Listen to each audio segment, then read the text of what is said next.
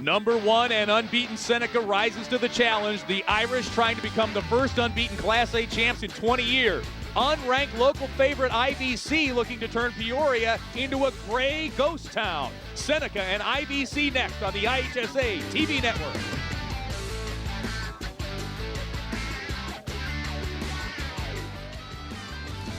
And welcome to the home of America's original March Madness. Carver Arena in downtown Peoria, the capital city of March Madness. I'm Lee Hall.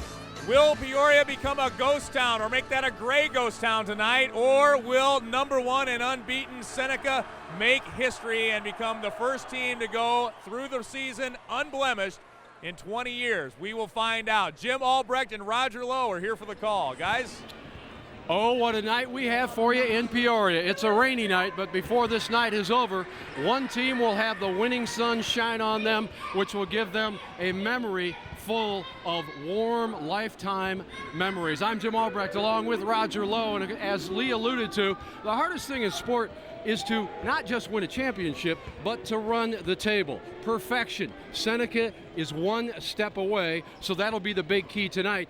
They say they're not afraid of any ghosts, but IVC, of course, says, why not us? They're on a roll as well. Let's take a look at these two teams. First of all, with Seneca, how did they get here? Well, they got here fairly easily, as a matter of fact. They really weren't tested until they got to Peoria, and of course, T-Town gave them a run, and earlier today, Pinckneyville tested them as well. As far as Chillicothe is concerned, they were tested mightily by a good Orion team in the sectional final there, but they knocked off the Chicago contingent, North Lawndale, and won again this afternoon to make it to this stage. You're going to see a lot of good players here tonight. One player you're going to see the last time in a high school uniform is Mr. Callahan, one of two Callahans. A living legend in Seneca for that matter, Garrett Callahan, 18 for 18 for the tournament from the free throw line.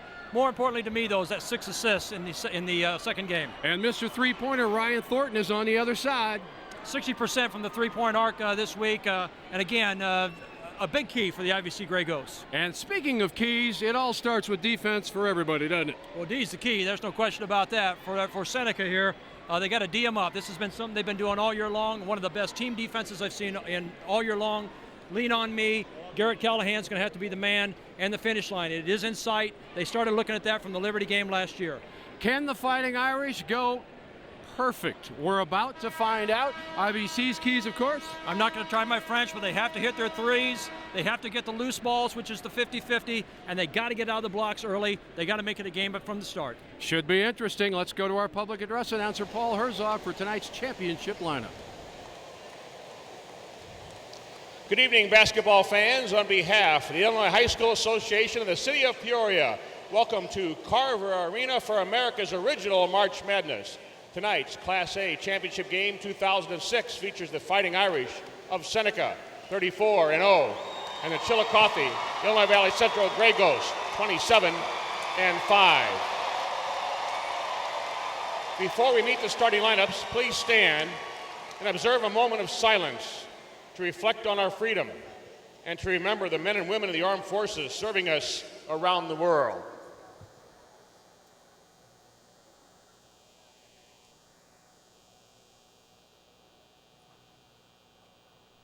Thank you, and we thank them. And now, to honor America, please remove your caps and address the flag with your hand over your heart as our soloist, Matthew Miller, a senior at Oak Forest High School, sings our national anthem.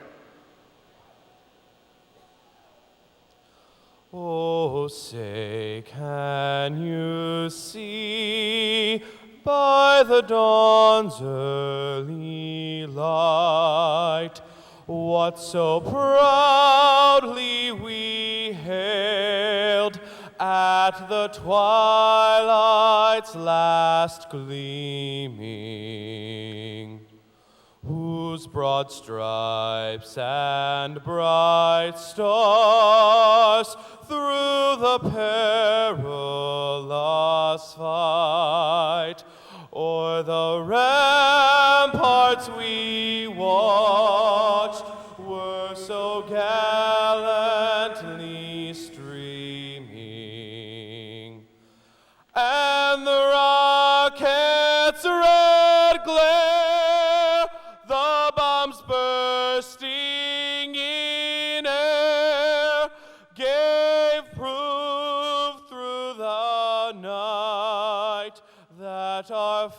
flag was still there.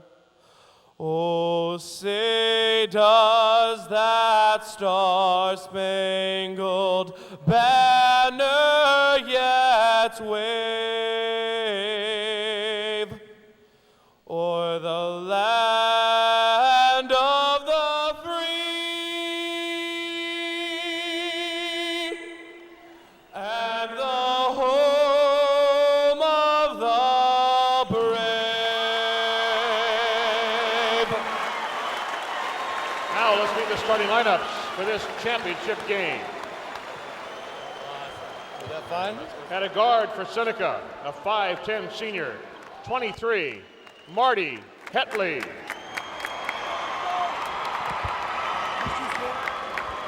At a guard for Illinois Valley Central, a 6'4 senior, 10, Chris Shinley.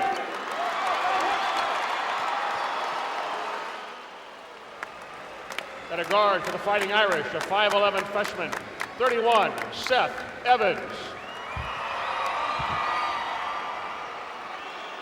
At a guard for the Grey Ghost, a 6-foot senior, 22, Joel Perez.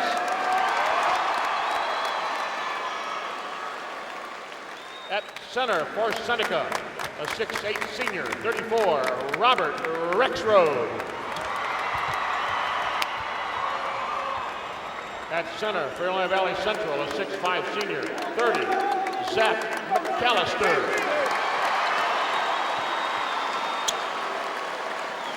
At a forward for the Fighting Irish, a 6'4 junior, 25, Griffan Callahan.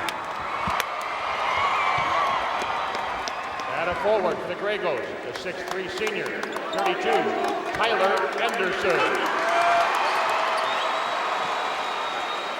The other forward for Seneca, a 6'2 senior, 33, Garrett Callahan.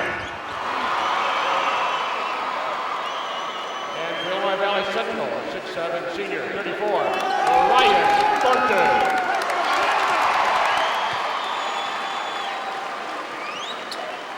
Head coach for Seneca, 23 years there, a record of 416 and 208, Doug Evans. Head coach for Illinois Valley Central, a 20-year coach, 17 years at Chillicothe, a record of 227 and 217, Jim Thornton. No other state in America can claim the rich history and tradition being generated by March Madness in Illinois. It's America's original March Madness. Please direct your attention to the arena floor and meet the officials for this game.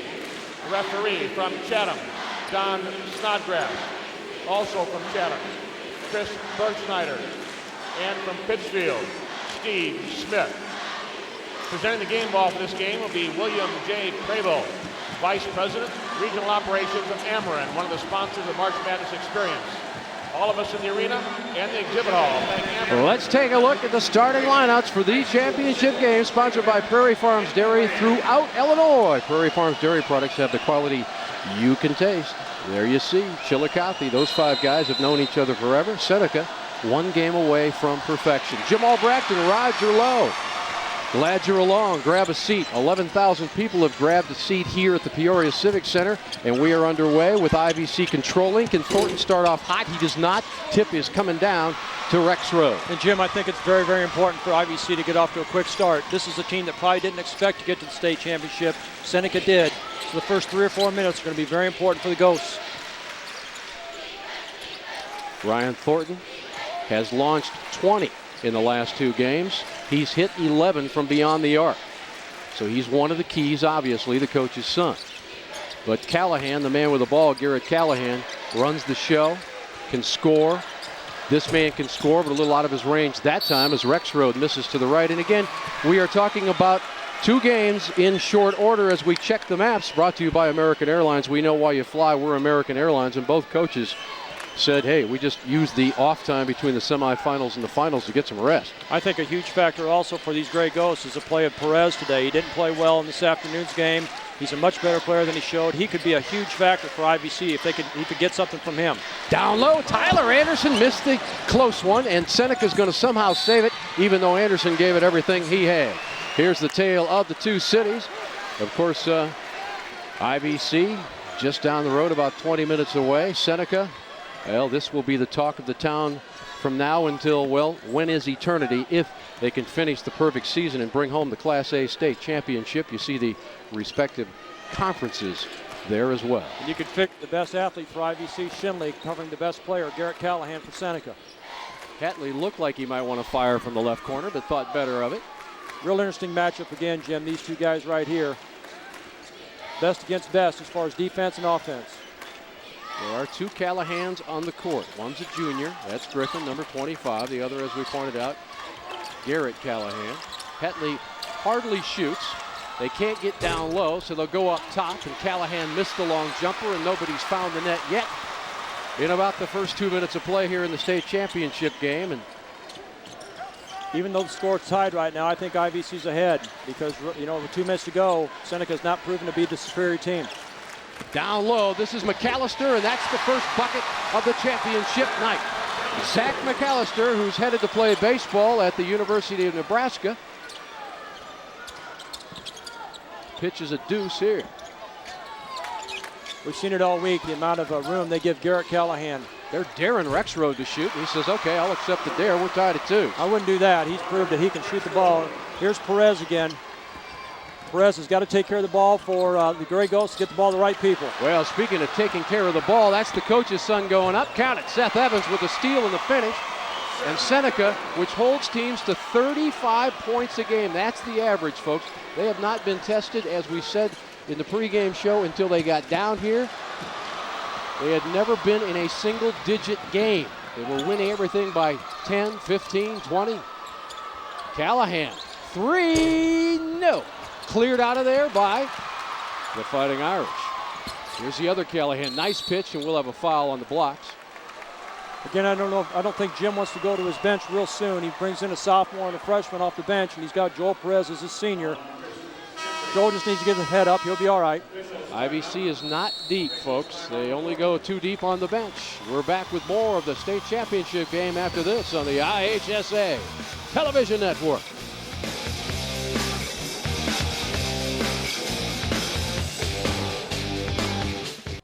Yeah, we'd be unhappy. From the time we got 3rd place last year, it's been a vision to come back here, and you know, so far the dream's still alive. Again, I'd be disappointed. These guys, I know, will give everything they have, but yeah, we definitely want one of those statues this year. Vision for Doug Evans and Seneca is now tunnel vision. 1 game away from the championship and the perfect season. That's THEEs, because those are hard to come by. And this is a team that has, you know, a lot of people have expected them to be in this game. There's been an awful lot of pressure on Coach Evans and his kids, but they've always stood to the test. As you said, only 3 more quarters and a half to get that gold trophy. Callahan, no. Rebound tip. Other side comes Tyler Anderson with the basketball. Tyler considers himself a baseball player. We know number 32 in white is a student. GPA of 4.0. He's thinking about going to law school possibly. 4-2 Seneca, rated number 1 against an unranked opponent here in the final from Peoria. Down low, McAllister deals there, but Rexroad said if you're going to deal, I'm going to contest, but Rexroad will get the personal foul. McAllister really, if you're going to see here on replay, really made a sharp cut to the basket. Real hard move right there, and he's just strong enough that he can hold people off. Took it in there and will shoot 2. When you make cuts to the basketball, Jim, you've got to make them sharp. McAllister, pretty good free throw shooter, but not on that one. 72% on the year. Zach, the most improved player on this team between his junior and senior year, and boy, nobody's taking advantage of that charity stripe right now as we start off slowly in the championship game. Not unusual. These guys really left a lot out on the court in the semifinal game in their respective wins. Rexroad, look at that defense. McAllister said, okay, you want to play that game at my end, I'll play it at your end. It's been a long time since I've been 17 years old, but remember, IVC has had about 2.5 hours more rest than Seneca. That could play a huge role later in the game. Shinley. There's the 3-point ace, but he's 0 for 2 on the night. Again, you got to get into a rhythm, and if he gets into a rhythm, you'll see the quickest release we've seen down here in Peoria from Ryan Thornton, number 34. Other way, Evans.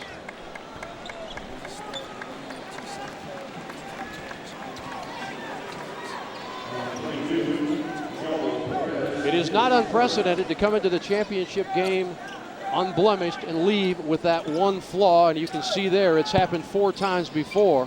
Last time to Spring Valley Hall. Those are the tough ones to take. You don't want your last game of the year to be your only loss of the year, but that's what's on the line here tonight for Seneca. As Callahan backs it out. Again, the respect they give Callahan when he gets the ball. They're laying off at 5 or 6 feet. He is so good on that first step. 5 minutes almost played, and the scoreboard's kind of lonely. Until now, Garrett Callahan nails the 3, and Seneca has a 5-point lead. That's exactly how Doug Evans drew it up. Get an early lead, and then let the defense set the tempo. Perez, shut off.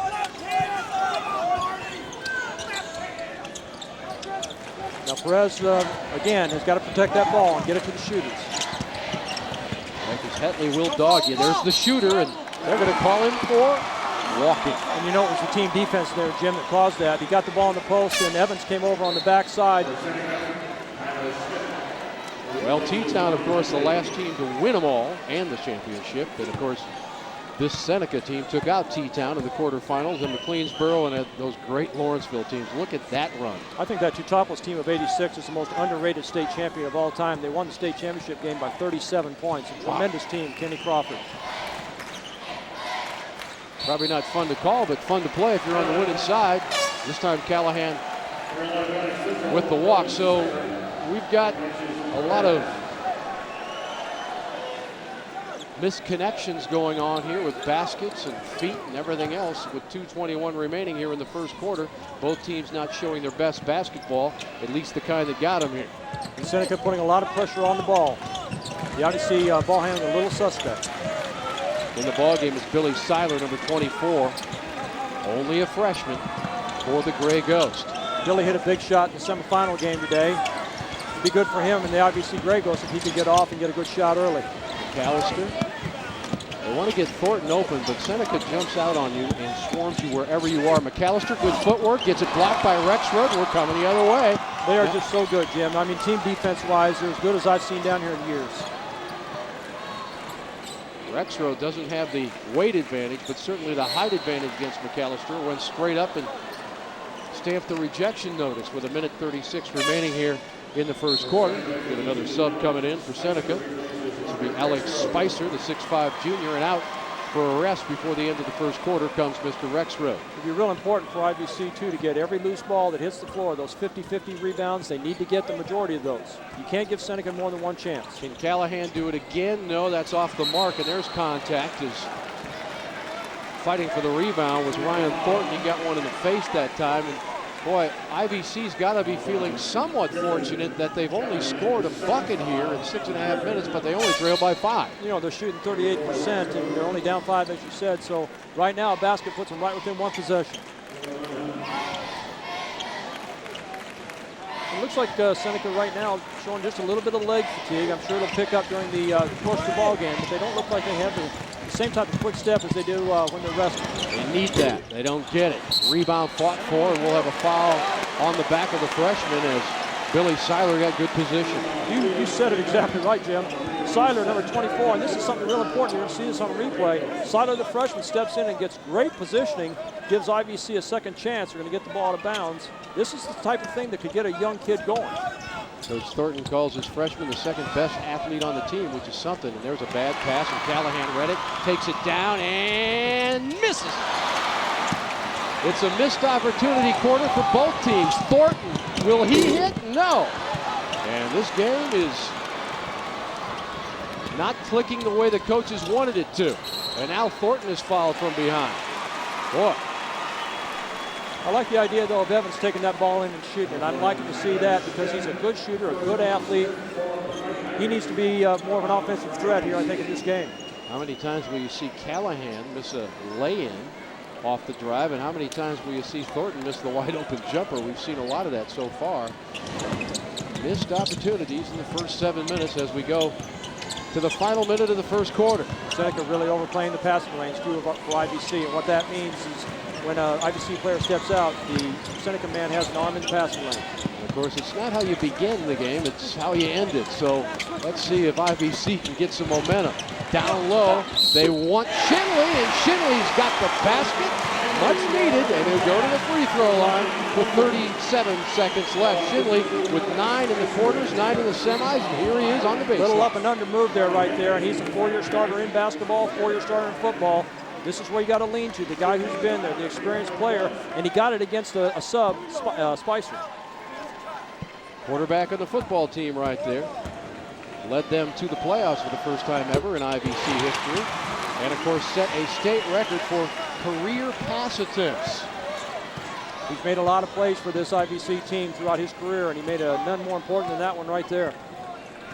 So now Seneca looks like they might be playing for one here, Jim. Once again, we got to make sure that Callahan touches the ball. And he usually does. If he wasn't the game, he would here. So let's see now. We probably will. Rexroth will be our first option. Maybe even Evans. Tyler Smith in there, number 15. Probably your best shooter outside right now is the man with the ball. Seth Evans kicks it right back out. On the way and down is Marty. Hettelle's jumping with no time left in the first quarter. So both teams get a little offensive momentum in the final minute. It's 10-5 Seneca. We're back after these local messages.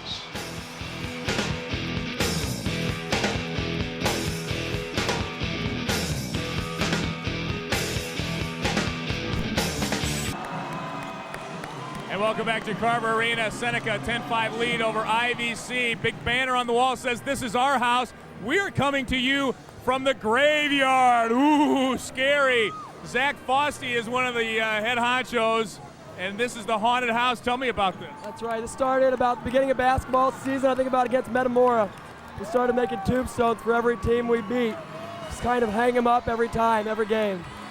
Tell me how you guys got started in the girls tournament a year ago, right? Yeah, last year my sister's actually Jessie Stapleton. She played for the girls, and that was a great experience, and it's carried over to this year, which has been awesome. We're going to add one more tombstone tonight? I hope so. The last tombstone tonight, right here.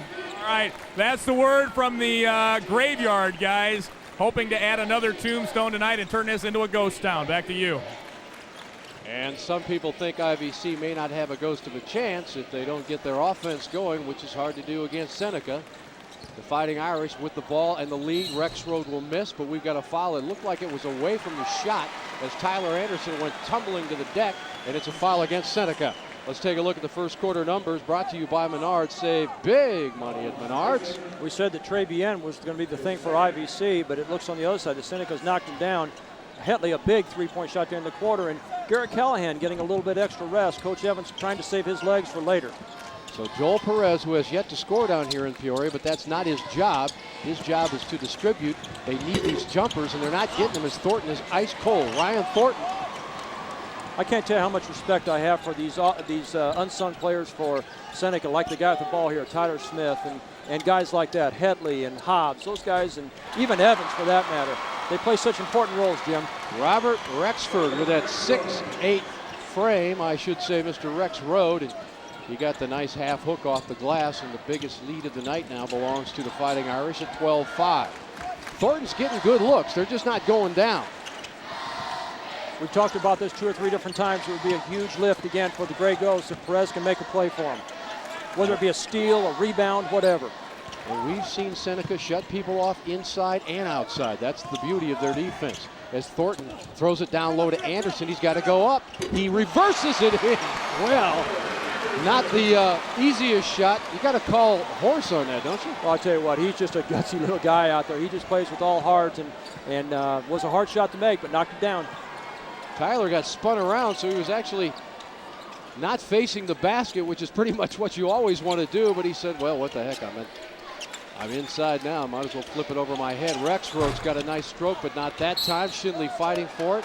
And again, there's one of those guards you mentioned from Seneca doing it all. Marty Hetelle fighting for the rebound. Let's take a look at the shooting stats brought to you by Chicago and Northwest Indiana Chevy dealers. Well, neither team shooting very well, obviously, as you can see this. I think probably some of the difficulty with, especially with Seneca, is the legs. The last 2 or 3 shots that they've taken have all hit the front of the rim. Now, IVC has put on late spurts before. Matter of fact, in both the games to get to this game. So they want to get to the locker room and and not be too far down. Seneca, on the other hand, wants to create a bigger mountain. There's an off-balance shot by Callahan, but his brother gets it back, and look out, coming out of there with it is Tyler Smith. Nice job by Tyler Smith, too, to bring the ball back out, get it set up. Jim Thornton off the bench. He doesn't like to give up those offensive rebounds. No coach does. Next time Garrett Callahan touches the ball, look at the respect IVC gives him. Shinley playing good man-to-man defense there, though. Nathan Hogan, the ball game, number 44. Nice head fake by Hetelle. 17-footer is on its way. I really like him. He's a gritty, tough, hard-nosed kid. Could be one of the top players in a lot of programs, but he's a very good role player for maybe a potential state champion. Seneca, number 1 in the state, doubles him up. McAllister way off the mark. Great save by Thornton, and they'll re-crank it. Oh, they need that. They get it. Trey Bien, that's the first one they've got, and once he gets on a roll, Jim, sometimes you can't stop him. Well, now is not the time to stop shooting, Coach. And a big defensive stand right now. If they can get a turnover or a defensive rebound here, they could get the offense cranking up. Seneca was looking at a 7-point lead until that rainbow found net. And you know, Coach Evans has gone to this bench a lot earlier than he has in his first 2 ball games. And we haven't seen Hogue in the entire tournament, number 44. Hetelle looking down low, but nobody's there. Here's Callahan trying to slash, but shut off there by the Gray Ghost D. Seneca running what's called the flex offense here. Screen, and then a down screen. Very popular offense in the mid-'80s. This is pretty much of a ball control offense. Well, the 80s is when the last Class A team was perfect. Callahan had it stripped away inside, and the turnover you spoke of has occurred. Let's see if the Gray Ghost can come back to offensive life. Huge possession offensively for Chillicothe. There's Shinley, dishes to Perez. Oh, that's an interior pass, one too many. Shinley tries to save it, and it is touched last by Seneca. Well, a lot of folks thought Shinley might have touched it last, but not the way the officials saw it. We've got more championship action coming up after these local messages.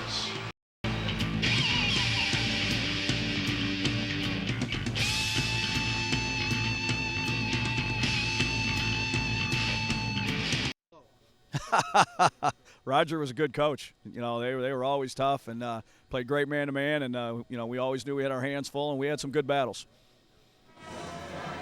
Yes, indeed. Spoken from one coach about another. The old coach right there on your hopefully high-def TV. Well, I didn't expect that. I know that I've helped Coach Thornton with his record because he pounded me more than I beat him. I guarantee you that. But it was nice to hear, especially from a guy I respect so much. Mr. Thornton started at IVC in 1989. Tyler Anderson, that's going to be way short, and we've seen a lot of that. McAllister with the muscle. Look at that defense. They just swarm right back. You can't go immediately back to the glass. And McAllister would love to. Here's Thornton. That's a tough shot. He got it. Ryan Thornton. You just wonder, Jim, how much that Teutopolis game Friday night, which was just a bloodbath, and the game today with Pinckneyville is taken out of Seneca. Teutopolis played such a physical game, and you just never know until the ball game starts. Thornton now with 5 as his offense comes to life, and we're coming back the other way on the missed shot. Again, now I'm hoping that something good happens for the man with the ball. If it does, it could be a big factor for the Gray Ghosts. About 3 minutes to go in a somewhat erratic first half of basketball for both these teams, but as I said before, no one will remember the first half if the second half goes as planned. H&R Block is in your corner. Let's check the paint points. Well, you know, the 5 blocks by IVC is huge. And as Jim just said, they take the picture of the horse at the finish line. They don't take him out of the gates. Exactly. And again, not a lot of rest for these two teams between the semifinals and the big game as Ryan Thornton hits the roll. And it's not easy, and Ryan, of course, has an offer tending from Wisconsin, Milwaukee, but he just hasn't had time to get up there and talk to those folks who are going to the NCAA tournament, by the way, but I think he's going. I want to make sure, though, that people know this guy is uncommitted. He can play a lot of places, so if there's any college scouts out there talking, he's wide open to listen anywhere you want to go, and I think you're getting a great shooting guard if you take Ryan Thornton. When I say I think he's going, I think it might be a good fit. Nice school, nice program. Hey, when you make the big dance, you're doing the right thing. And IVC has started off on the right foot. Tie game. We said they had to get off to a quick start. They've hung right in there with them. 7-point run for the Gray Ghost. They were down 14-7, but we're back where we began at the outset. Jim Albrecht, Roger Lowe, and Lee Hall stalking the sidelines as Callahan. I like the job Shinley does on defense. He's got those long arms out there at 6'4". He's a competitor. He's a good athlete. He's been in tough battles from the football field to the basketball court. They're putting him on the toughest man every night out. Seth Hobbs wearing number 12 is in there. Hetelle going right side. They'll take their time. They won't throw up prayers. Right now, not a whole lot of scoring threats out there for the Fighting Irish, other than Garrett Callahan and maybe Evans with the ball. Again, the flex offense, down screens, cross screens, trying to free somebody open underneath. And we got a 5-second call on Seth Hobbs. And suddenly turnovers are creating flaws in the #1 team in the state's offense. Now protect the ball here. You got a good man here with quick hands in Hobbs. Uh-oh, there's almost a turnover as Perez gets it back. Joel's going down. Now remember, there is ice under this court here at the Bradley Center, or I should say at the Peoria Civic Center where Bradley plays, and sometimes when it heats up with 11,000 people, Shinley hanging, no, gets his own rebound, back up, missed it, and we are still tied somehow. And now Shinley adds to the whole angst of his situation by picking up the personal foul. Golden opportunity. And that's a big foul because that's 2 on Chris. He's going to be coming out of the game. It's going to be very interesting now to see who they decide to put on Garrett Callahan. Yeah, because in the ball game is the freshman Billy Seiler for IVC. And of course, if he has to take on number 33 Garrett Callahan, Callahan might be showing the freshman what a senior knows. Now, Jimmy, I'm going to tell you something. He is going to guard Callahan. Seiler's dad played in a state championship game back in '81 for Dunlap High School, and you're going to ask an awful lot of an untested freshman to cover first team, 2-time first team All-Stater in Garrett Callahan. Let's watch this matchup. 33 from the green being guarded by 24 by IVC. Rexroad looked for him for a moment. Seiler trying to be a little glue. Here's Hatley up top. No. And McAllister goes up strong and clears it out of there himself before Perez comes to help. I'm a little bit surprised Seneca did not go to Callahan right away because it was a mismatch. Any way you count that, it has to be a mismatch in favor of Seneca. Oh, there's a trap. Keep your head up, Mr. Perez. You're going to be all right. They need you. They need 5 in there, and you're the man they need. He's a senior. Right now, his confidence is at an all-time low, but they would not have gotten here without Joel Perez. Trust me. Coach Thornton says, get into the offense, Joel. You're not our slasher. I assume that's what he meant by that. But, of course, this is rarefied air for both these teams and these young men. I mean, no matter how you say it's just another game, Roger, it's not just another game. And, you know, I think these two teams came to Peoria with different things in mind. Seneca came with the idea that they have to win. I think IVC came down here hoping to play 3 games, and IVC could go in at halftime either tied or ahead. Yeah, right now you've got to say that the best feeling at intermission will belong to IVC because they're going to be right there. I totally agree. I think IVC, whether they're down or not, is going to be ahead in their mind. Evans, top of the key, looking for that guy, Callahan, and Seneca doesn't lead, and there's a foul by Rexroad, and that will send IVC to the free throw line. Oh, Rexroad can't believe it. And that's an unsenior characteristic there. That shouldn't have happened. There's no way you need to go over somebody's back. You're going to see a replay on this. There is absolutely no way IVC is going to score on this missed shot. But when you go over someone's back with 0.6 seconds to go, you're going to send it to the line. This is a mental mistake by Robert Rexroad. One of the very few that I've seen him make in 2 years. Look who is there getting position. The freshman, Seiler. For the lead. Boy, you could have got a lot of odds in Vegas on this one. I'm telling you what, IVC leading at halftime. The underdog gets the first half bite. 16-14, horn goes off. Seneca goes to the locker room trailing for the second time this season. They trailed yesterday, but they came back. We'll have to see how they handle this adversity, a low-scoring first half, but a pretty darn exciting one. Let's see how Jim Thornton is feeling about his Gray Ghosts. Lee? All right, Jim, thanks a lot. Boy, Coach, didn't look for a while there like you're going to score another basket. You were stuck on 2 for a while. Slow start, but here you are with a 2-point lead going to the locker room. Yeah, we're happy with a 2-point lead. Yeah, we had a tough start, missed some good looks, and but we bounced back in the second quarter, did a lot better job, and we're happy right where we're at right now. Neither team's shooting percentage is very good defense, the story of this game so far. Well, I think that's very good defense, and also playing your second game of the day has a little bit to do with that. So, this game's guts right here in the second half. There's no doubt about that. All right, Jim, good luck to you. Thanks. Jim Thornton, IVC, Borrego's head coach, back to you. Yeah, Lee, maybe that's what it boils down to. When you're playing your second game, when it's all on the line, maybe it just kind of boils down to guts. Now, obviously, these two teams are well schooled as Thornton goes for the shot, and we're going for this break on the IHSA television network.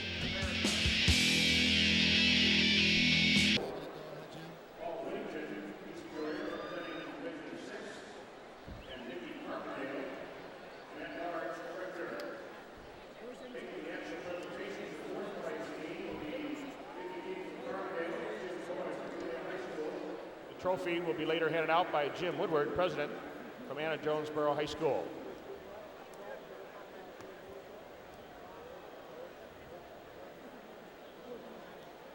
Paul Herzog for the Menards Hardware Trophy presentation. Save big money at Menards. It's time, please meet the Panthers of Pinckneyville, who finished the season in 4th place, a record of 32-3. The principal of Pinckneyville High School, Jonathan Green.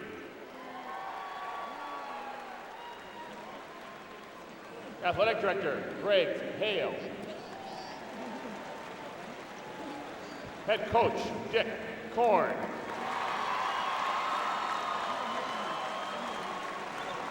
Assistant Coach, Mike Cheek. Assistant Coach, Wes Schote.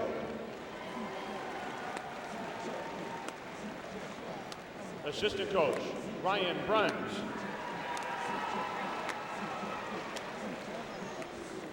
Assistant Coach, Brent Creed. Assistant Coach, Bob Wagoner.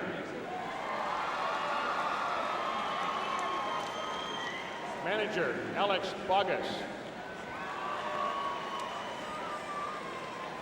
Manager, Corey Hastings.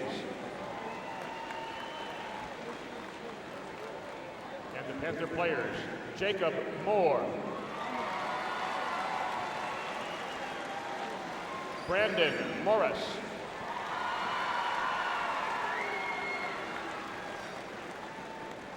Thad Hawkins.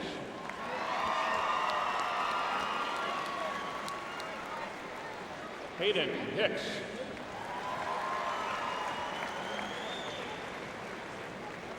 Lyle Winter.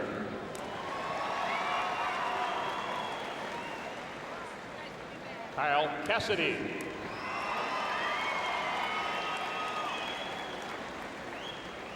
Skylar Graskowitz.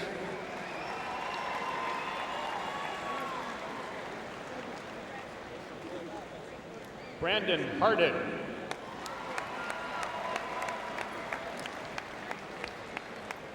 Cullen Woodside.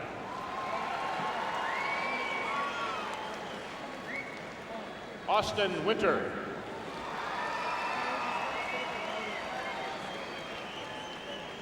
Ryan Rushing.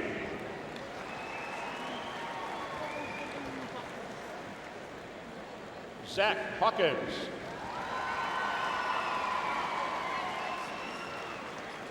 And Bryant Hale.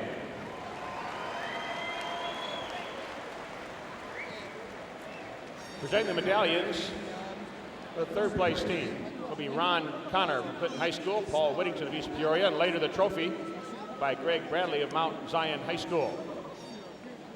At this time, please meet the Trojans of Maroa Forsyth, who finished 2006 in 3rd place, a record of 31-3. The superintendent, Steve Stinger. Principal, Mike Williams.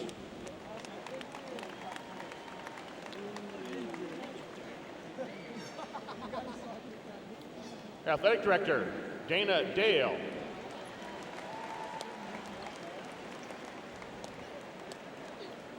Head coach, Chad Kluver.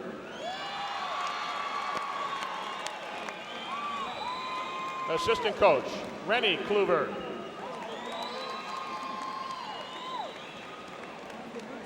Assistant coach, Phil Appleby.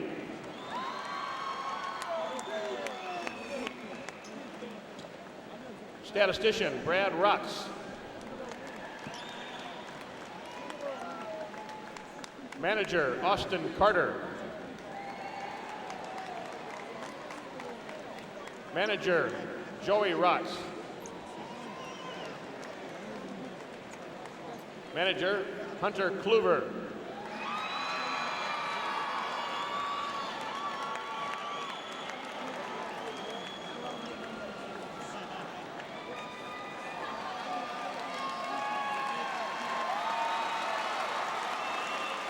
Trainer, Eric Streeter.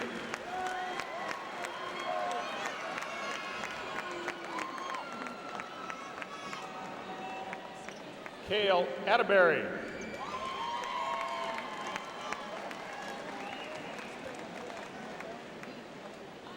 Matt Guymon.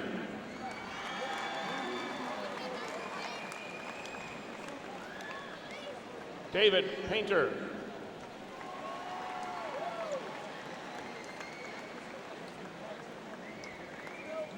Ben Cochran.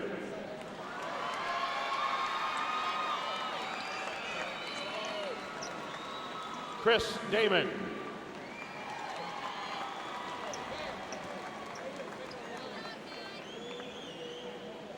Robert Kreps.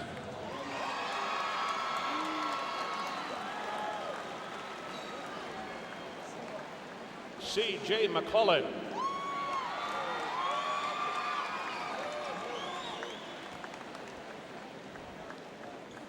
Andrew Mills.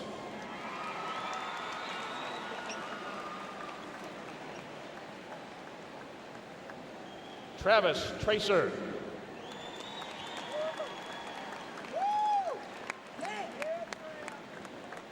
Rob Czuprynski.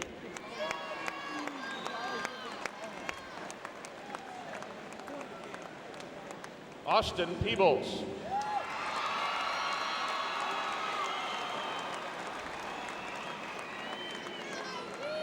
And Reed Sullivan.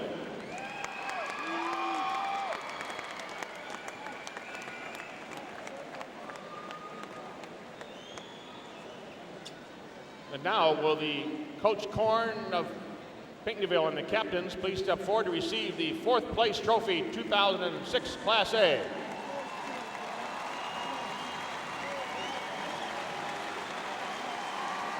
Congratulations, Pinckneyville Panthers. And now will Coach Kluver and the captains of Maroa Forsyth step forward and receive the 3rd place trophy, Class A 2006.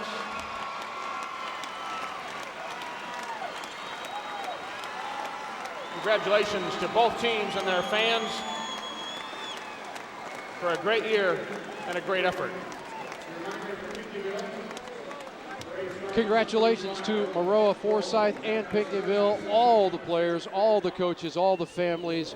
And again, we have more championship basketball coming your way. Of course, the Menards Hardware Trophy presentation was what you just saw. Save big money at Menards. Back after these local messages.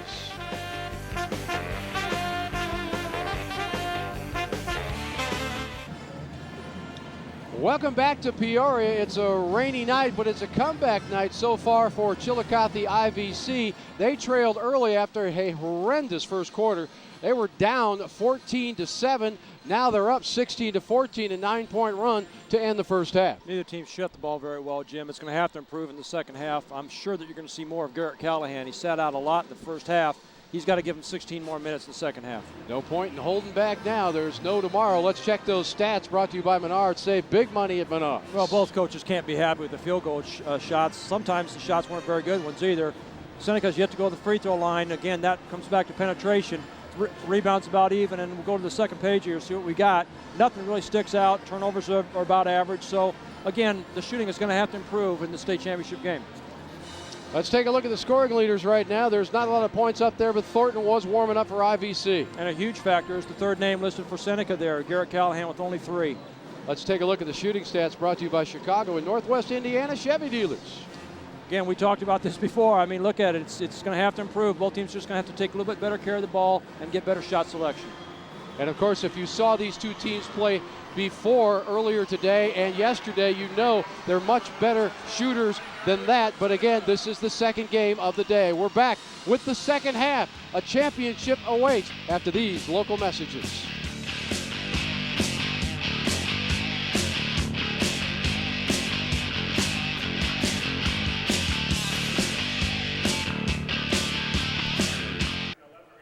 And welcome back to Carver Arena. It's Chillicothe IVC, the 16-14 lead over #1 and undefeated Seneca. And we're with Seneca head coach Doug Evans. Coach, 2 games in one day, and maybe it showed a little bit first half for both teams. Yeah, mentally we didn't play very smart. Made some mental mistakes and didn't move the ball as Chris and cut and attack like we're capable of doing. And we just got to start moving the ball, cut and finding some holes, get the ball inside. Way too many threes for us, and really try to start putting some pressure on their defense. All right, Coach, good luck to you second half. Thank you.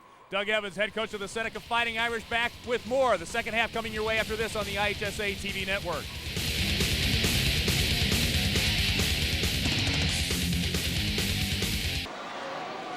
Welcome back to Peoria, the Peoria Civic Center, with a couple of trophies to hand out before the Class A season ends.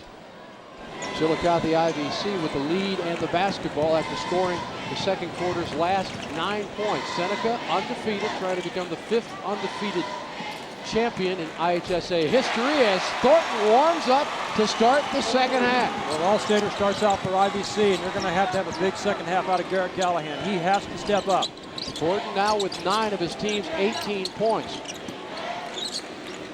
You heard Doug Evans. He wants to go inside like Callahan just did. Seneca shot no free throws in the first half. It's no surprise because just like you said, they did not attack the basket, and Coach Evans was not happy about that. Griffan Callahan's first 2 of the night. Same starting 5, and the starting 5 for IVC all played 15 minutes, or at least most of them did. Some 16. McAllister misses, going up again. He's fouled, and Robert Rexroad picked up the personal. Picked up his 3rd right there. He didn't challenge his first shot. He went up and we're going to see this again. He didn't challenge the first shot, but he did the second one. We'll see it again. First one he let go. Yep. Second one again, the rebound comes down. He challenged that one and got the foul. 3 fouls on Rexroad. He got a lot of ball on that, folks, but he could have gotten some lower body on it. Well, the thing you got to keep in mind, Jim, is the defense ends when you get the ball, and I think Robert relaxed a little bit when the shot went up. McAllister, who buried a couple of free throws before intermission, buries 2 after the break. And IVC with its biggest lead of the night. Why not us? That's the sign up there with the Gray Ghost contingent. Seneca has worked so hard, Roger, for this season. So much pressure on these kids from Seneca all year long. Callahan, not enough. Rebound Tyler Anderson. And suddenly the momentum is all with the Gray Ghost in white. Interior pass is knocked out of bounds, and that was a dangerous play for Rexroad because if he picks up a whistle, that's number 4. That was very close. Rexroad was leaning on his back and got a hand on the ball before he hit him, which is why the foul was not called. You look at Thornton and Shinley, McAllister and Perez. These guys have been playing basketball in the playgrounds around Seneca since they were in 4th grade. Tyler Anderson joined them as a freshman as we get the turnover out front. And those 5 have been together ever since the freshman year at IVC. Seneca denying the passing lanes, which caused that turnover. Seth Evans inside, nothing there. Good defense by Perez, but here comes Hetelle, and he gets it blocked, but they're going to call a foul on Ryan Thornton. And Hetley's played a good game offensively, Jim. He's got 5 points, going to the line for 2. This is the thing they did not do in the first half. Let's take a look at it. Penetrate the basket. You don't shoot free throws when you stand outside and take 3-point shots, which means they took 11 in the first half. And here's an item for you. Stop the sports page presses. This is the first free throw of the night for Seneca. Before this one, they were 36 of 40 in the last 2 games. Phenomenal shooting. To me, again, it's no surprise. Their whole offense to date has been on the perimeter. And I think Coach Evans kind of blistered their rear ends at the halftime and told them to get the ball inside. Whoa. 1 of 2, rebound back up and in. Well, a poor job of boxing out by IVC, but again, a very, very close call for Rexroad there. Yeah, Rexroad playing with 3, got the putback off the missed free throw, so Seneca is only trailing by a point, but coming up court, we had the foul as Shinley was bringing it up. That man right there is like a man with 9 lives. He could have picked up 2 more, but didn't happen. He's playing fearless basketball, not fearful basketball. And that's good. That's a good thing to do. Perez had a little trouble. There comes that Seneca D. That's way off the mark. McAllister tries to save, but cannot as his foot touches the end line. So with 5:51 remaining, what's going to happen here? IVC's gotten their hands on a lot of those 50-50s that we talked about right now. I'm going to look right now for Callahan to start penetrating the basket. He's going to have to start penetrating. He's good at that. And when he penetrates, it opens up his teammates. Yeah, Callahan hasn't been active on the scoreboard, only 3 points so far. But he always plays with it himself, doesn't try to force too much. And let's give propers to Chris Shinley. I mean, Shinley has done a nice job defensively on him. Griffan Callahan doesn't usually shoot from out there. The Fighting Irish rated #1, trying to get back up by 1 here. Or 2 if that goes. Callahan's off the mark. The other Callahan's back up, and he's going to the free throw line. The shot hit the front of the rim. The legs may not be there right now, but a great job by Griffin picking up his brother on that rebound. Let's check out H&R Blocks in your corner. Paint pretty even again. And you know, 8 baskets for Seneca, 5 assisted. IVC was 6 baskets, 5 assisted. So a nice distribution of the ball by both teams. Griffin, the younger of the Callahans. I talked with Doug Evans about this being the last night of Garrett Callahan's career, and of course the all-time leading scorer for Seneca. That's kind of a bittersweet night. You appreciate what the young man has grown into, but you also hate to see him leave. Yeah, it's kind of like getting a brand new Cadillac with your mother-in-law driving it over the cliff. You know, there's good news and bad news there. But I'm saying that kiddingly. I love my mother-in-law. Trust me. I know you do. Good qualifier there at the end, by the way. So free throws, 1 of 2. And we're back dead even again. Seneca's just going to have to put more pressure on the ball. It's quick release, to catch. Count. Too easy for IVC to catch out there, Jim. There's got to be more pressure. Thornton now in double figures with his second tray of the night. Down low, it's Rexroad with the road to the glass. Let's see if they rev up this defense a little bit right now. A lot more pressure is going to have to be employed by Seneca. They still have all three timeouts left. Plenty of time left to play in this one. We're midway through the third quarter. There's a nice dish to McAllister. That is strength, but it won't fall down. Back up McAllister and blocked down underneath there, and Callahan comes out of there with it. You can almost take it to the bank that the kid with the ball right now is going to play 16 minutes in this second half. Oh yeah, he's not coming out.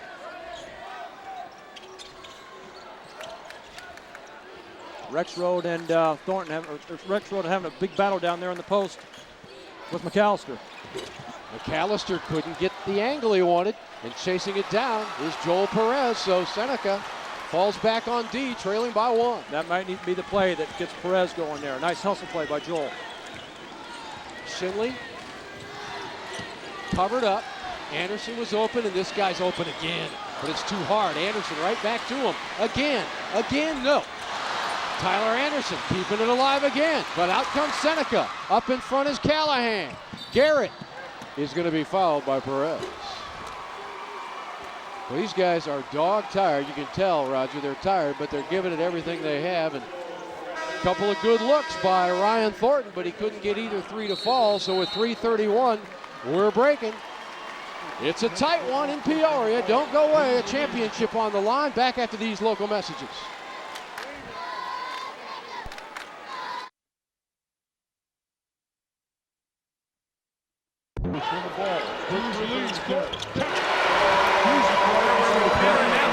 Doug Evans' wife, she's also a principal at Lincoln Way. two principals married to each other. Boy, do the kids ever catch a break at home? No, not too much. We're pretty intense. We expect a lot, so, yeah. Tell me about tense. I mean, you guys aren't used to the close games like this. You guys blew everybody out all year. No, yeah, we did a great job all year long, played really great defense, and we'll get it back going here pretty quick. But we've had 2 tough games, and, you know, that's played really hard, and we just got to get our legs here and get through the 3rd and 4th quarter. You got a lot of things going on. Seth, a freshman in the starting lineup, playing for his father. You're the coach's wife. Oh my gosh, it's hectic, isn't it? Well, you know what, it was fun, hectic, and just, you know, Seth is so fortunate to get to play with all these guys, and they're just great kids, every one of them. They love the game, and you know, that's why they're here. So we'll pull this one out. All right, Doug Evans is the coach, but that's the word from the boss, guys. Back to you. And of course, Doug Evans sees no change on the scoreboard, as does the 11,000 in attendance here at the Peoria Civic Center. A lot of missed shots and a lot of turnovers. Even though Doug Evans is about 40 feet away from me, I'll guarantee you what he's telling those kids at that timeout, from the way they came out and played defense on that possession, Jimmy, they were up and putting a lot of pressure on. They still have 3 timeouts left, so if they get fatigued, they can use that. It was 16-14 at the half. And we've pretty much played dead even basketball here in the 3rd quarter. And Garrett Callahan out of the lineup, Jim. Callahan goes to the bench, just 1 of 9 from the field. Thornton on the other side of the basketball is 4 of 12. He has hit 2 threes, but he's fired up 8 3-point attempts. Rexroad gets shoved out of there by McAllister in a battle of wills. Excuse me, Rexroad needs to step up, Jim. He's the number 2 scorer, but he's the number 1 scorer now on the floor. Remember, he's playing with 3 fouls. Callahan up front. Down it goes for 3. Wow, we didn't see that all day today. Now watch the defense again. A lot more on-ball pressure. Griffan Callahan came into this tournament with all of 13 threes on the year. That's a big one. Billy Seiler in the game, as you're about to say, the freshman wearing number 24. Boy, they're asking a lot. McAllister almost traveled, looks underneath, not there. See how quickly Seneca jumps out, and now McAllister parked in the lane, gets the 3-second violation, and Seneca will come the other way with a 2-point lead. Remember, 4 teams that come into the final game undefeated and finish the job. 4 teams will come in zeros on the lost side and didn't get the job finished. And so Seth Evans there was guarding Thornton. He guarded Ballwinkle on Tuesday night. Now he's guarding Thornton, a freshman, in the biggest game of the season, guarding the All-Stater. And Evans frustrated Ballwinkle, who's headed to West Virginia. Along the lane, Callahan can't get it. Kept it alive, but coming out of there with it is the freshman, Billy Seiler.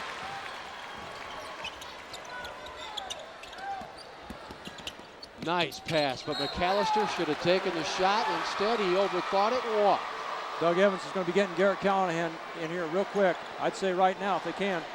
Yep, he's giving him instructions, and number 33 for the Fighting Irish on his way back in. Rexroad has got to be more of a presence again, Jim. He's got to be more. They got to hold the post with him, try to gain the ball. McAllister's playing with no fouls, so Rexroad hasn't forced him to play much defense. Out front, this is Hetelle. Wide open is Evans. Oh my goodness, that is a deep corner shot, and a big one as Seneca goes up by 5. He can shoot it. He's the guy they're going to have to watch now. Great defensive pressure right now, Jim. They go across. The other freshman, man, it's freshman night here. Nice job by Seiler. Beautiful shot by Seiler. Seiler averages only 2.5 a game, but we don't care about the past. It's about the present now as we count down the final seconds of quarter number 3 with IVC trailing by 3. And what a point you made. Senior-dominated teams, but it was 2 freshmen that made shots on each end. They'll just wait it out, and we'll head to the final quarter of play with either a 5-point lead or a 3-point lead.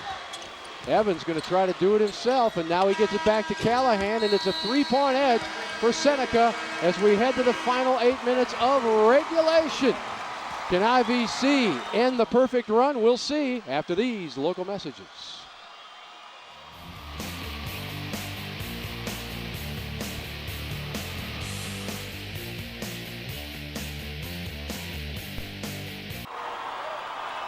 8 minutes to play for a state championship. Seneca up 28-25 on IVC, and if the Irish fans weren't fired up before the break, they are now. Steve Haynes is the athletic director at Seneca, and check out his cheer.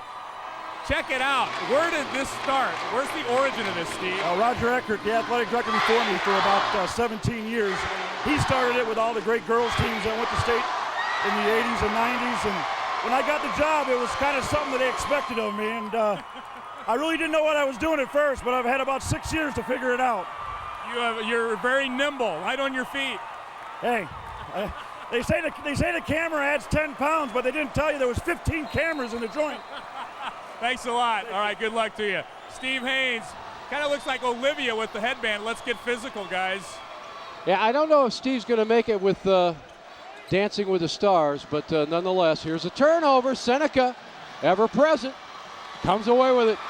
I made a statement in the third quarter that this guy with the ball would be in for the entire game. They took him out. I will be shocked unless he gets hurt or gets in foul trouble. I'm talking about Garrett Callahan. But shocked if he comes out. Right now, 1 for 9 from the floor for Garrett. This is almost like an auto race where you're just hoping you got enough gas. Look at the pass by Callahan to his brother, and that's a big 2. And that's what he does so well. He makes everybody better, Jim, by penetrating right there. He made it an easy shot. Look at the pressure out front here, folks. Man, if you're Chris Schindley. 3 for Tyler Anderson, who somehow, when they most need it, comes up with something. A rebound, a shot, and again, it's back to 2. It's time to walk the talk now if you're the Irish. Yes, indeed. Seth Evans, of course, the coach's son. They're going to wait for Callahan to come around, no doubt. That's Tyler Smith, number 15, who gets it taken away. The race is on. The freshman's in front. Seiler gets it blocked from behind, and a foul. Well, Seiler has given them huge minutes here in this second half. We're going to see a replay on the play here. Seiler taking it hard. Griffan Callahan making a lot of ground up, as you can see. Seiler slows up just a little bit to try to get his balance as the ball bounces a little higher. Griffan Callahan did a nice job of trying to get down, but Seiler has proven to be a huge factor right now, Jim. And Seiler's not a great free throw shooter. He was 13 of 34 before this weekend in Peoria. They could use them both. And they get 1 on the roll. Wow. Now you start keeping your eye on the clock. Lots of time left, but nonetheless, the number 1 team in the state is definitely being tested. That first shot's going to help him a little bit now. Are we tied? Yes, sir. Timeout. IVC wants to talk it over. Don't go anywhere. We're back after these local messages.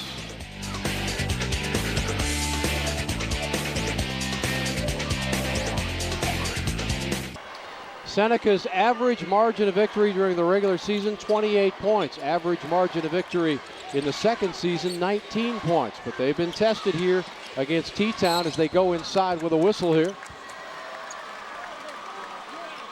There's our third quarter stats brought to you by Menards. Save big money at Menards. Seneca's shooting percentage is improved a little bit here.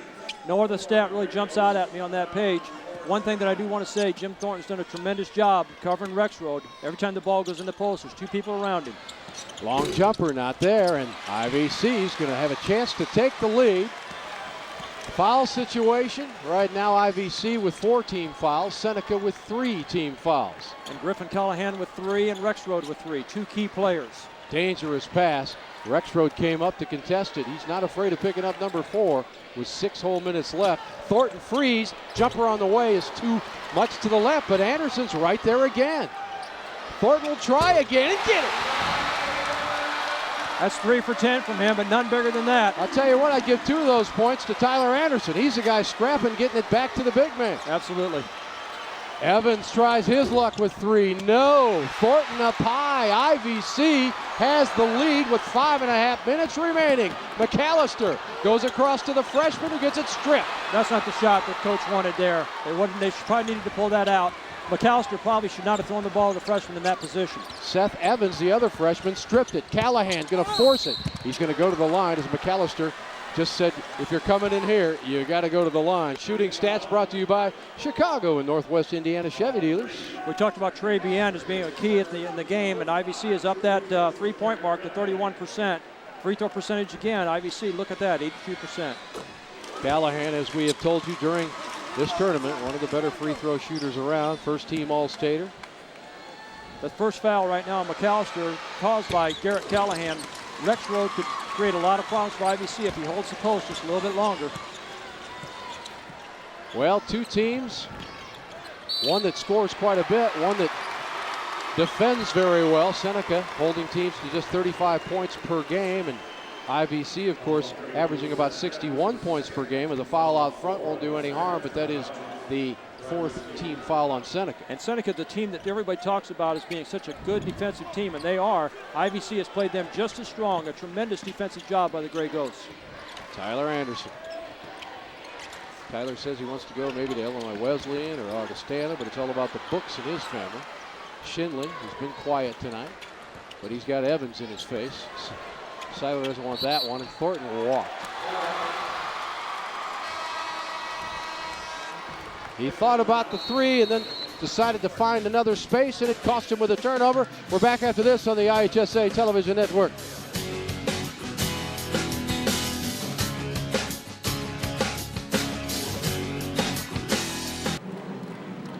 .449 to play, 33-32 IVC leading Seneca, the last Class A team to go undefeated and win the state title 1986 to topless.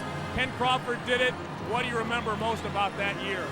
Well, you know, what I remember most is I had a son that was born on the Wednesday after my firstborn. So that's what I remember most. But no, it was just a magical year.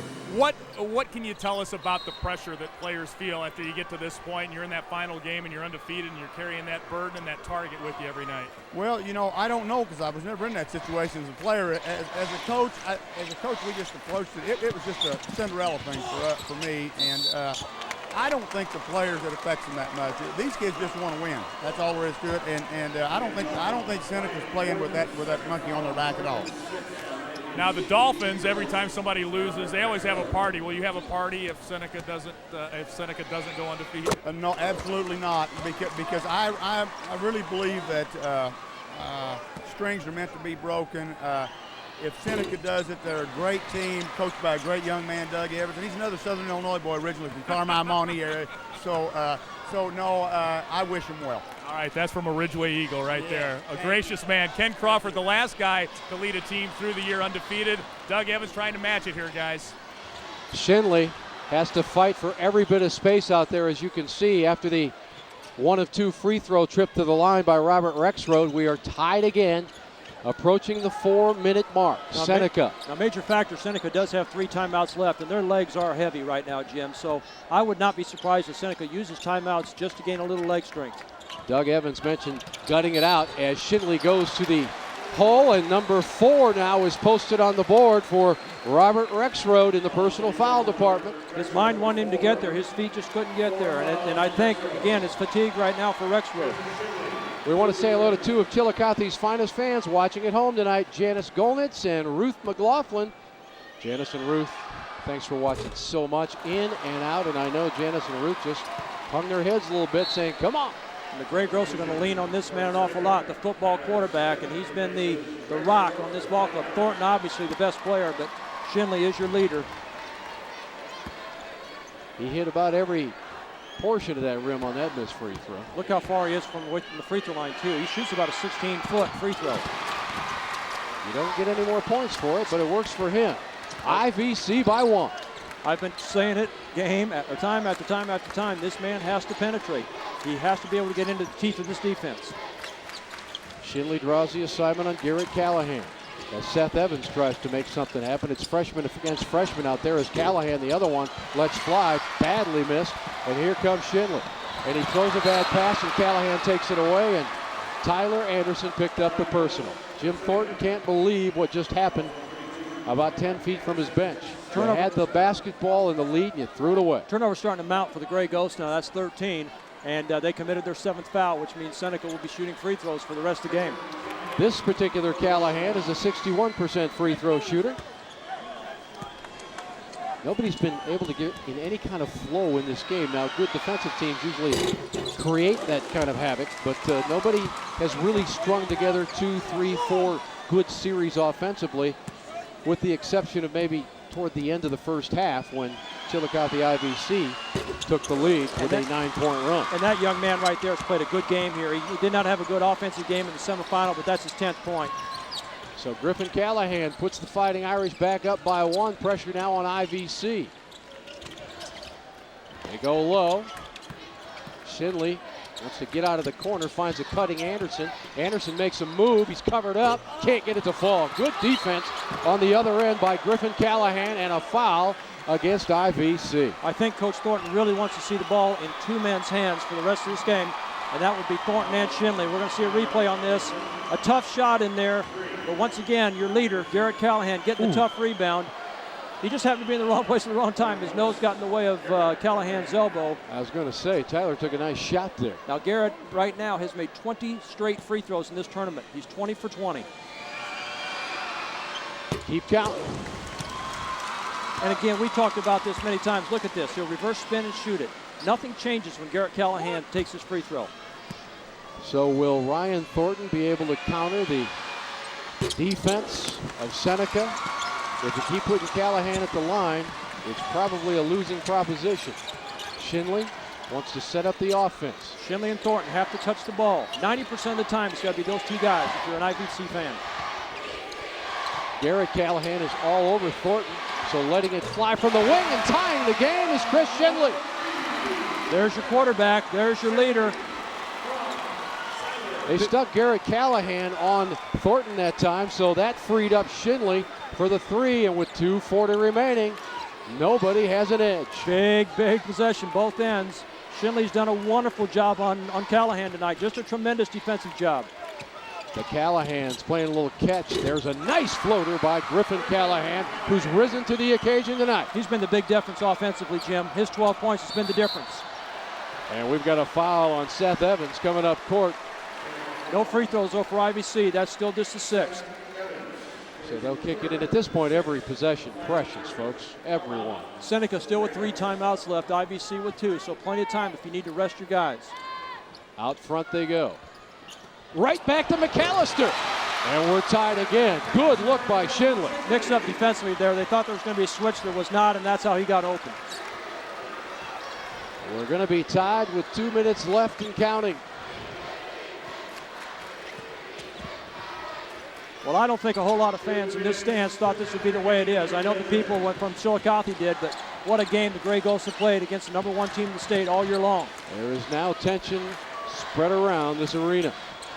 Callahan floater, nicely done. One-handed floater by Garrett Callahan. Only his second 2-point basket, and as you said, a one-hand floater. He's done that time and time again in this tournament. Shinley almost walked, looking down low, nothing there. Tyler Anderson with the cutter. That's McAllister. He gets it over to the freshman, and we are not tied as it goes in and out. Oh my goodness, Billy Seiler had that thing down. It just refused to fall. You know, he used the backboard too, and that just shows a sign of a good shooter. He did use the board. Looked to me like he got a nice soft shot off. And now, if you're going to send Seneca to the free throw line, you know not to put 33 there. This is who you want to foul. It's too early to do that yet, though. Still too early to do it. Try to get your defense to create a turnover. 1 minute left. Seneca trying to go undefeated and win the title at 35-0. The Gray Ghosts, never having gone to state before, trying to make their first trip as memorable as it gets. And Jim, so much pressure on these Seneca kids all year long. This last minute here is going to seem like an eternity to them. They came into Peoria here expecting to win this thing. And they're tired. IVC's tired, and IVC's got to get after the basketball. They foul Marty Hetelle, who is, well, and I don't say worse, but as far as statistics, 67% free throw shooter. He's given them a good game offensively with his 6 points. He is 1 for 2 from the line for the game right now, and it will be, very importantly, a 1-and bonus. How that missed jumper from the left wing changed the complexion of this final minute. Billy Seiler got a great look off the dish by McAllister, just couldn't get it to fall. This is huge, and it's good. Oh, man. Jim, I like this kid so much. I know I've repeated myself. He is just a gritty, tough, hard-nosed kid, and what a free throw by a young man who's played so well all year long and an unsung role hero. Now, in the book, that looks like a perfect free throw. But here to the 11,000 at the Peoria Civic Center, it was one of those, oh no, it went straight up in the air and came back down. Jim, let me get a little strategy going here if I could. Coach Thornton right now is going to try to get the ball down the floor in a hurry, get the ball inside because Seneca's not going to want to foul and then get a timeout. They have one left. The thing that Coach Evans is telling his kids after he makes his free throw, that you want to just make sure you play good defense, don't reach. This copyrighted broadcast is presented for the entertainment and non-commercial use of our audience. Any reproduction or other use of this program without the express written consent of the Illinois High School Association and cost of broadcast sales is strictly prohibited. While we have a second before this is finally decided, a lot of thanks to go out, of course, to all the great people of Peoria for hosting this, to our great crew led by Director Frank Vance. And here's what we're looking at as far as what the possibilities are in the final 40 seconds. And a major statistic is that one right in the middle on the top line. Seneca does have 3, IVC 1. So remember, if that ball goes in the basket with less than 5 seconds to go in the game and IVC's out of timeouts, they cannot stop it. The clock does not stop in high school basketball. So another pretty important trip, I would say. That's an understatement for Marty Hetelle at the free throw line. Before tonight, he had 2 points down here in Peoria in the quarterfinal and the semifinal, but tonight he has stepped up with 7 points, and none would be bigger than number 8 here. You're exactly right, and IVC was on the ropes twice, Jim, in the sectional to Sherrard and Orion. Had a gutsy performance there, so this team is a seasoned, tough, gritty team. Don't count them out yet. Orion took him into OT before Chillicothe prevailed. Again, a good timeout, I think, by Coach Thornton because Hetelle had his rhythm there after making that free throw. Now he sits and thinks about it. He's got to make another one. Tyler Smith was checking something at the scorer's table, and now Doug Evans, the man who's been on that sideline for Seneca for 23 years with 415 wins, watches Mr. Hetelle, as do we all. Boy, I like him. What a shot. 4 points. IVC knows what's at hand here. Just get a good shot, Jim. It does not have to be 3. Just a good shot. McAllister going to go against Rexroad. It's no good. Rebound. Seneca's fighting for it. It's loose on the floor. Jump ball. Where's that arrow? It's going to the Fighting Irish. These are those 50-50 rebounds we said IVC had to get. Well, it wasn't a bad move because Rexroad had 4 fouls. And, of course, McAllister, the other big man, thought he could make some movements in the lane there and cut it to 2, but now you're either going to have to steal or hope that the free throws don't fall, and this is one of the best free throw shooting teams in the state. And Perez coming back in the ball game gives IVC a little bit more quickness. I want the fans to watch now the setup that Seneca will have. It's going to be directed to get the ball to Callahan. Garrett I'm talking about. Garrett, we're going to go on and listen to Coach Thornton now. There's Coach Evans from Seneca. Hey, double. Straight man help. Double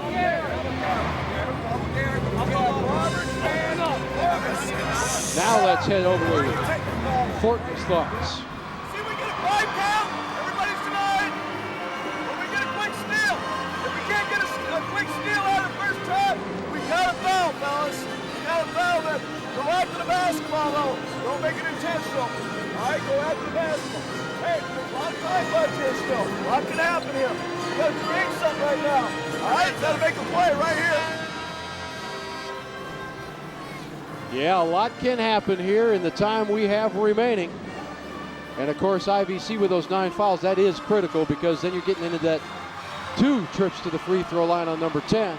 Let's just isolate right now. If you're a fan, if you're an average fan watching this game at home, isolate on Garrett Callahan. He's going to be the one closest to your screen right now, number 33. Perez, the quickest player on the IVC team, is guarding him. Isolate, watch 33. They want to get him the basketball. They don't go long. They go to Callahan as Perez gets on him, and the foul is immediate. Very well-designed play by Coach Evans. Very well-designed. The man, again, that's going to get the ball has made 22 straight free throws in this tournament. Unbelievable string. I mean, considering, you know, I've heard of great strings of free throws, but under the lights here in Peoria. Now, that man that they showed right there is not undefeated for a reason, for no reason. That was a very, very well-designed out-of-bounds play. Same old sweet song for Seneca. String music for that man from the free throw line. Seneca does not want to foul, Jim. They just want to play good defense. The thing that's got them here all year long, the good team defense. You cannot stop the clock if you're the Fighting Irish. Oh, and I'm sure Chillicothe still remembering that little jumper that went in and out by Billy Seiler that would have tied the game, because that seems to be the difference right now. McAllister in a hurry. They are down by 6 all the way down. He got it. McAllister cuts it to a 4-point ball game with 18 and a half ticks left. So again, we'll see the inbounds play, and again, we'll see number 33 try to get his hands on the ball. IVC's out of timeouts. I would think right now, without even seeing Seneca's setup, that Seneca could go deep on the type of defense that Coach Thornton's going to play. I don't think they're going to have a safety valve back. I think they're going to try to take everything away from Garrett Callahan. Let's watch to see if they can throw a home run ball here for an easy basket. There's a couple of IVC fans for life. You see, when you're real young, you don't get that tense. Tenseness comes with being older and knowing what's on the line. They're just having fun, and let's not forget that's what this game really is all about. There's a lot on the line, but both these teams, Roger Lowe, are going to have memories of lifetime proportions. I guarantee you, 25 years from now, 50 years from now, when they come back for their high school reunions, they'll be talking about this evening. So Seneca just 18 and a half seconds away from doing something that hasn't been done since 1986 in Class A ball, when, of course, you heard Doug Evans' T-Town team and his memories of that from 86. Let's watch the home run ball. I know I'm repeating myself here. I think it's going to be available without even seeing the setup. I think Coach Thornton's going to have to gamble. They're going to have to put a lot of people between the baseline and free throw line. And Seneca does have this in their arsenal. And of course, it was huge that Rexroad, who picked up 3 fouls fairly early in this game, is still in there. Yes, he's got 4, but now it may be a moot point. Inbounding Griffan Callahan. They're going to let the guy go down court, as you said, but they still inbound it to number 33, because I guess when you're looking at odds, that's 100% almost from the free throw line. They did send 2 men deep on that play, but Garrett just stepped right in and made the catch. IVC is out of timeout, 17.8 seconds to go. Ball goes in the basket. Seneca can hold the ball out of bounds for a full 4 count before they even have to put it in play. And of course, you saw that Fighting Irish bench. They will explode if this lead holds, and the way that man shoots free throws, it's going to hold. You know, Callahan now with 12 points. You almost wonder if this victory for Seneca is more relief than joy, because it has been a real struggle down here for them. Yeah. 6-point wins against T-Town and Pinckneyville, and maybe the same here against the Gray Ghosts. You can't say enough about Garrett Callahan. There's a forced 3-pointer, and he but they can't stop the clock. Shinley gets 3, and now they've got to inbound, and they throw it away. They threw it away. Can you believe it? They're going to have one final chance to tie it on a 3 with 3.7 seconds remaining. And they can't talk about it. This has to be a play that they know that they can score on. They can't design the play. You know it's going to go to Thornton. With Shinley taking the ball out of bounds, it has to go to Thornton. And you don't want to foul anybody outside the arc. Down to the final pass in and shot. Can they get it off? He's got to throw it. He does to Thornton. Thornton gets it in the corner. They're not going to have time. They do, and it's no good. Whoa. It's no good. My heavens. Oh, what a tough way to end it for IVC, but the joy is up there in those Seneca stands. My goodness. They got 2 shots at it. Neither of them very good, but good shot. Not a very good shot, but they did have 2 at it. Well, again, the defense of Seneca came out, contested Thornton, who did a great job of grabbing the basketball on the inbounds pass, but he had to give it up into the corner, and then it was just a forced shot. Isn't it fitting too, that defense is the thing that won the game for him? It got him here all year long. It was the tough defense on that 3-point shot that allowed Seneca to win the state championship. 47-44, you're going to hear from all of the folks who will be remembering their championship and some folks who remember finishing number 2, because in Chillicothe, this is still a great day for the Gray Ghost, who gave it everything but came up 3 points short. You said it, Roger. This team came in number 1 to this tournament, and they were tested 3 times in a row. And that just shows the gritty toughness that Seneca has. But I tell you what, this IVC team opened a lot of eyes down here. No one expected them to come in here and get second place, except the guys in the white uniforms. I'll tell you what. Let's hear from the victors. Here's Lee Hall. All right, we're with Doug Evans. Boy, Coach, what a ball game. It was just everything we expected tonight. Yeah, it was two teams with a great pride. Just hate for either team to lose. It was just a war the whole game. Our guys were fatigued and just kept battling back. I can't tell you how proud I am of them right now. 35-0. First time in 20 years any team in Class A has gone unbeaten and won the title. Yeah, there's no doubt we were starting to feel a little bit of that pressure when we got downstate, but our guys just kept battling, and I tell you, you just got to love every one of them. It's just been a great run and a great thrill, and I just can't express our fans, what a tremendous group, and our players. These seniors, we're going to hate to go, but we got some great juniors and sophomores, so we're looking forward to another run. Coach, congratulations. Go celebrate. Thank you. All right, Doug Evans, and our Country Insurance and Financial Services player of the game, the little brother, Griffan Callahan. Congratulations. Boy, what a night for you. Oh, this is really exciting. Me and my brother, the whole team, it's awesome. We were waiting for this. It's great. Tell me about Big Brother. He kind of sacrifices some of his game and to make this team better, and that's worked for you all year. That's what makes him all stater right there. His court vision, his team play. That's all he is. People talk about the pressure. Were you guys feeling the pressure any at all? A little bit, but we've been in this before. We're used to it, and we just held on. You guys were third a year ago, and I know that's been a motivator for you every day. That was the last time you guys lost, was a year ago today on this court in the semi. Yeah, ever since that day, we've been talking about getting back here, winning it all, and that's what we did. All right, Griffan Callahan, state champion. Congratulations. All right, Jimbo, back to you.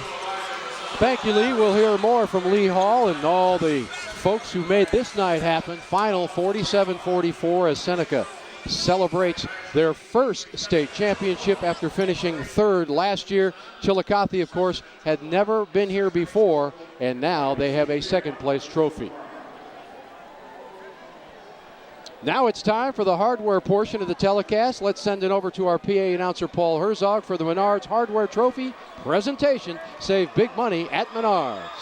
Ladies and gentlemen, we direct your attention to midcourt for the presentation of the first and second place team and individual awards for the 2006 Class A Illinois High School Association State Basketball Tournament.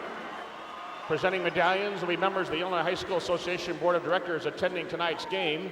They are President Jim Woodward of Anna Jonesboro, Vice President Ron Connor of Clinton, Treasurer Greg Bradley of Mount Zion, Jim Boyd, Port Byron Riverdale, Division 4, Paul Whittington, East Peoria, Division 6, and Vicki King from Carbondale, an at-large member.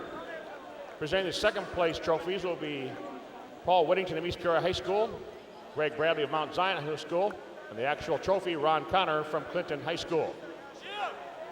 At this time, please meet the Gray Ghosts of Chillicothe, Illinois Valley Central, who finished the season 27-6. Meet the superintendent of Illinois Valley Central, Dr. David Kenny.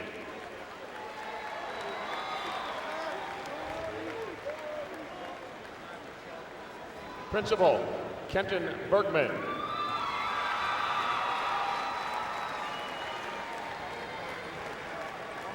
Athletic Director, Denny O'Boyle.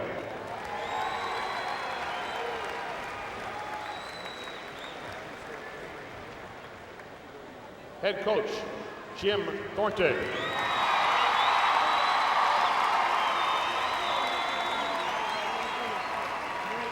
Assistant coach, Steve Mercer.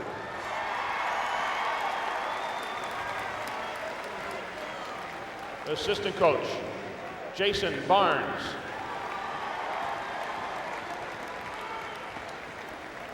Assistant coach, Brent Fox.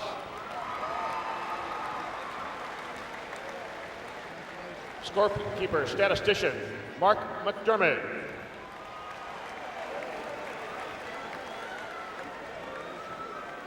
Statistician, Steve Eshelman.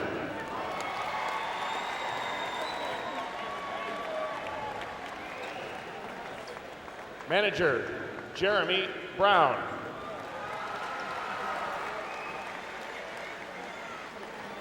Now the players, Chris Shinley.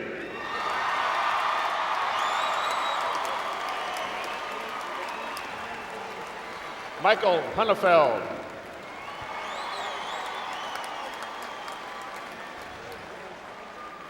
Josh Parr.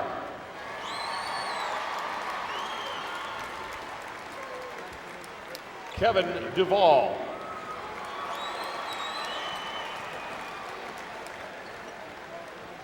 Joel Perez.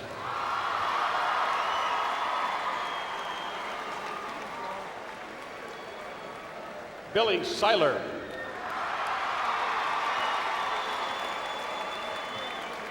Zach McAllister.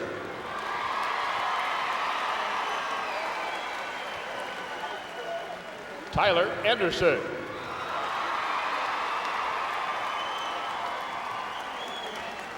Ryan Thornton.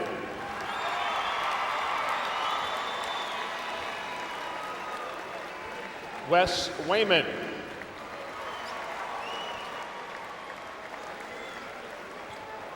Mason Harney.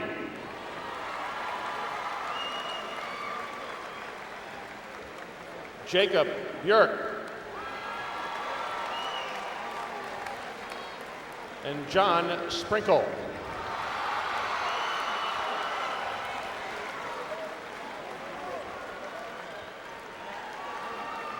At this time, please meet the Fighting Irish of Seneca, who finished 2006 in first place. A record of 35-0. Their superintendent, Rodney Engstrom. Athletic director, Steve Haynes.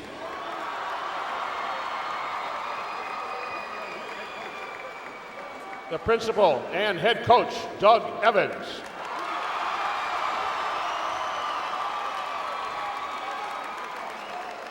Assistant coach, Jeff Stenzel. Assistant coach, Shane Traeger.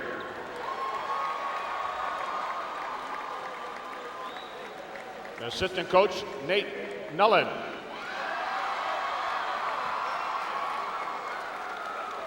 And now the players. Seth Hobbs.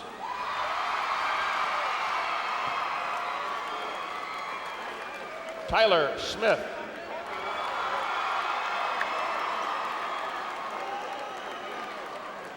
Travis Meissner.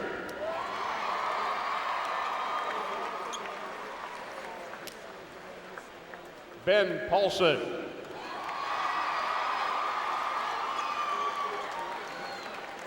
Marty Hetelle.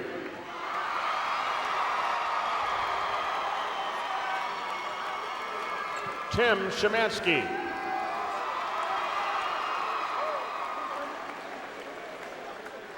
Griffan Callahan.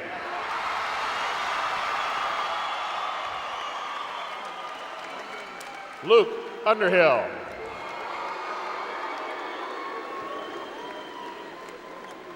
Seth Evans.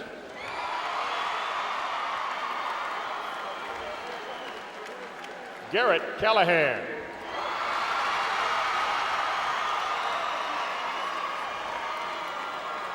Robert Rexroad.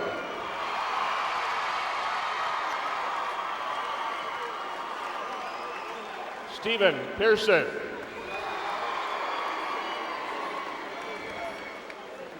Nathan Hogue.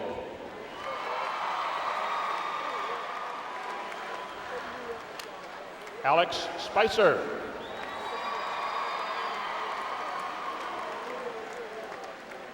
And Nick Andrita.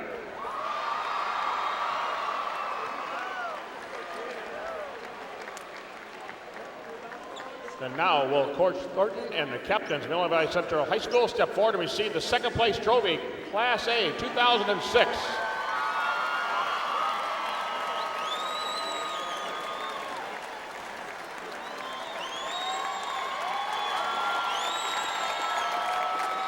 And now will Coach Evans and the captains of Seneca step forward and receive the first place trophy, Champions Class A Boys 2006.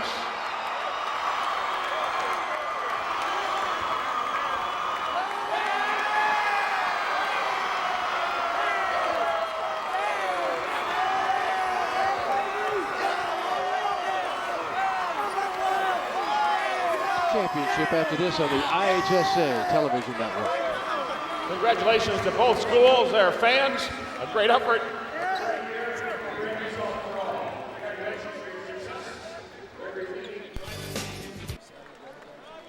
And welcome back to a happy overall Civic Center in Peoria, because Seneca's got to feel really good about finishing the run, folks. I mean, that's quite an accomplishment. 35-0.